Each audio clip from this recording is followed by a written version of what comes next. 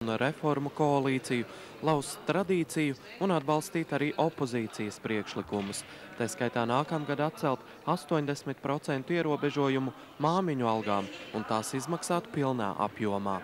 Ievedīsim jaunu tradīciju, izlasīsim no sākuma līdz beigām priekšlikumu, novērtēsim, paskatīsim uz sevīm. Varbūt jaunais deputāts Dzintars Zaķis, davai vēl vienu bērnu klausies savai ģimenei, un mēs tev samaksāsim 100% no tava piešķirta pabalsta. Priekšlikums tika noraidīts. Tāpat arī netika ņemti vērā pārmetumi, ka valdība lauzusi solījumu nepaukstināt nodokļus. Opozīcija ierosināja atcelt normu, kas pašvaldībām turpmāk ļauj iekasēt nodokli par palīgēkām. Ar šo nodokli mēs uzliekam slogu tieši lauku cilvēkiem, jo rīdzinieki un Pierīgas iedzīvotāji jau necels malkas šķūņus lielus, necels lielas kūtis un neturēs to vienu gotiņu, lai savai ģimenei nodrošinātu iztiku. Debatas izraisīja arī lēmums tikai reizi nedēļā, nevis ikdienu kā līdz šim, pāri robežai no Krievijas vai Baltkrievijas vest noteiktu skaitu cigarešu un alkoholu, nemaksājot akcīzi. It īpaši Latgales deputāti tika aicināti balsot pret šīm izmaiņām. Juri,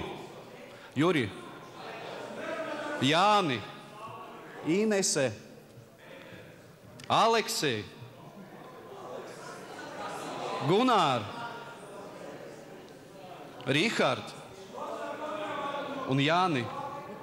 Es domāju, ka mēs atbalstīsim savus vēlētājus. Es, protams, esmu pret kontrabandu.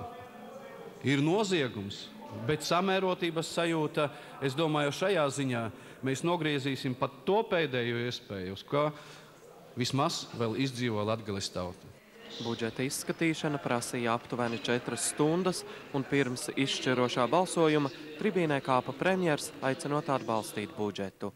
Šis budžets ļaus sekmīgi pabeigt gan Latvijas ekonomikas stabilizācijas programmu, gan starptautiskā aizdevuma programmu, un no tā, cik sekmīgi mēs pabeigsim starptautiskā aizdevuma programma, būs vistiešākā mērā atkarīgs arī, cik mēs maksāsim procentos, lai finansētu gan šī valsts budžeta deficītu, kas kaut arī krietni samazināts, bet aizvien vēl ir deficīts, gan arī pārfinansētu valsts parādu.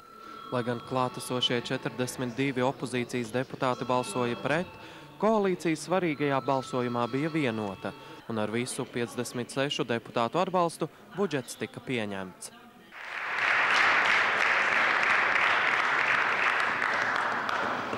Latvijas Banka un vairāk vadoši ekonomisti šo budžetu vērtē piesardzīgi un prognozē, ka jau gada sākumā būs nepieciešami tā labojumi, jo budžets sagatavots balstoties uz pārāk optimistisku Latvijas ekonomikas izaugsmes prognozi. Taču valdība šīs bažas noraida. Andri? Gati, kāda ir nākamā gada budžeta pamatskaitļi, cik liela ir plānotie valsts izdevuma ieņēmumi un deficīts? 12.